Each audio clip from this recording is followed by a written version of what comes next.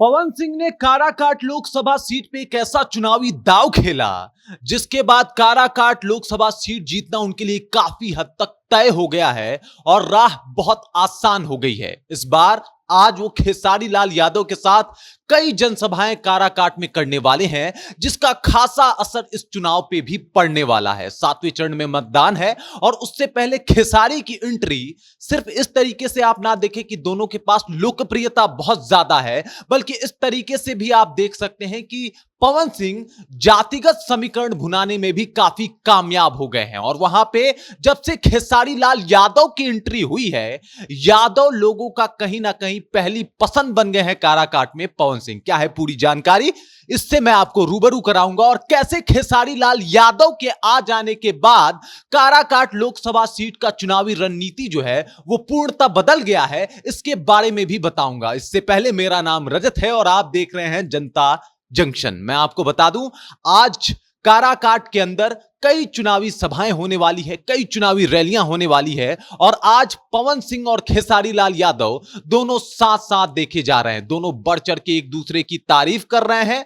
एक तरफ खेसारी लाल यादव अपने वोटरों को रिझाने के लिए कई ऐसे बातों को बोल रहे हैं जिससे यादव लोग काफी ज्यादा प्रभावित होते हैं। जिस तरीके का उनका लहजा है वो यादव को काफी ज्यादा अट्रैक्ट करता है और उस काम को करने में खेसारी पूर्णतः कामयाब है। और वहीं डे वन से जो है ये माना जा रहा है कि कहीं ना कहीं पवन सिंह के साथ वहां के राजपूत वोटर खड़े हैं और उनको सपोर्ट कर रहे हैं। और जब अब खेसारी लाल यादव और पवन सिंह साथ में हैं तो आपको वो दौर भी याद होगा जब ये दोनों अलग थे।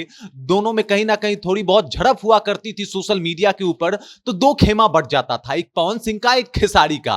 और आपने ये भी देखा होगा कि ज्यादातर खेसारी के खेमे में यादव होते थे और पवन सिंह के खेमे में राजपूत। अब चूंकि दोनों एक मंच पे आ गए हैं एक साथ में, तो ये कहना कहीं से भी गलत नहीं होगा कि अब यादव और राजपूत वोट का जो समीकरण है वो कहीं ना कहीं पवन सिंह के साथ आ गया है। और मैं आपको यह भी बता दूं, काराकाट में यादव और कहीं ना कहीं अगर राजपूत साथ में आ जाएं तो वहां का चुनाव काफी आसान हो जाता है। हालांकि ये पहले कभी नहीं हुआ, लेकिन इस बार होते हुए नजर आ रहा है। मैं आपको यह भी बता दूं कि 3 टर्म से वहां पे लगातार एक कुशवाहा जो है, कुशवाहा समाज का वर्चस्व रहा है और कुशवाहा ही वहां पे कहीं ना कहीं सांसद बन के वहां से सांसद चुन के गए हैं। लेकिन इस बार यह भी समीकरण कहीं ना कहीं गलत साबित हो सकता है। 2009 में वहां से जो चुनाव जीते थे वो थे महाबली सिंह कुशवाहा।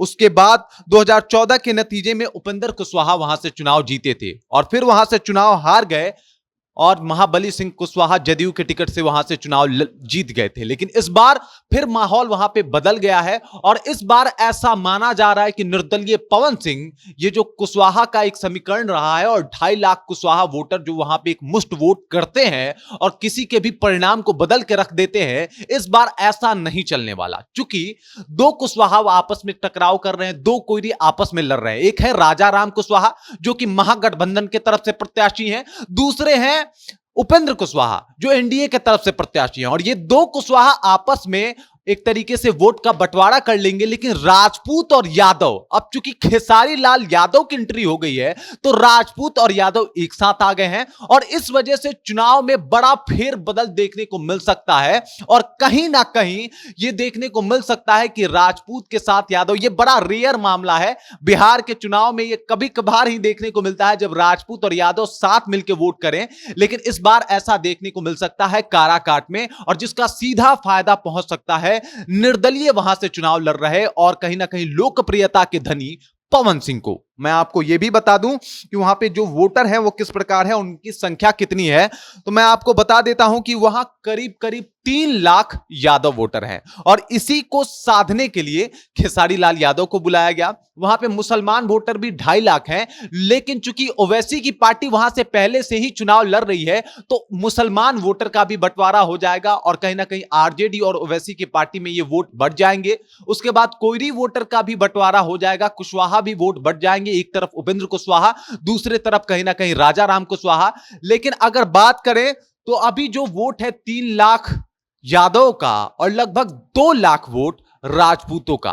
अगर ये एक मुश्त होके वोट करें तो पवन सिंह का सीट निकलना वहां से तय है। और जिस तरीके का अभी वहां पे माहौल बना है, जिस तरीके का वहां पे अभी चुनावी आवरण बना है, और जिस तरीके से खेसारी लाल यादव लगातार पवन सिंह के लिए पोस्ट कर रहे हैं, सोशल मीडिया से भी कहीं ना कहीं जाके पोस्ट कर रहे हैं, मीडिया से भी जाके खुल के बात कर रहे हैं, उनको शेर बता रहे हैं और उनके लिए दहाड़ रहे हैं काराकाट में जाके, वो पूरा का पूरा चुनावी परिदृश्य बदल के रख देगा। बाकी आपको क्या लगता है? आपने कभी ऐसा देखा है जब एक साथ मिलके ये दो कास्ट वोट करे और ऐसा कुछ रोचक सा माजरा जो है वो सामने आए? आपको क्या लगता है पवन सिंह वहां से चुनाव निकाल लेंगे और निकालने में सक्षम हो जाएंगे? आपको क्या लगता है खेसारी वाला दाव बहुत ही कहीं ना कहीं एक तरीके से शानदार साबित होगा पवन सिंह के लिए? आप अपना विचार कमेंट सेक्शन में जाके कमेंट करके जरूर बता सकते हैं। बाकी मेरा नाम रजत है और आप देख रहे हैं जनता जंक्शन।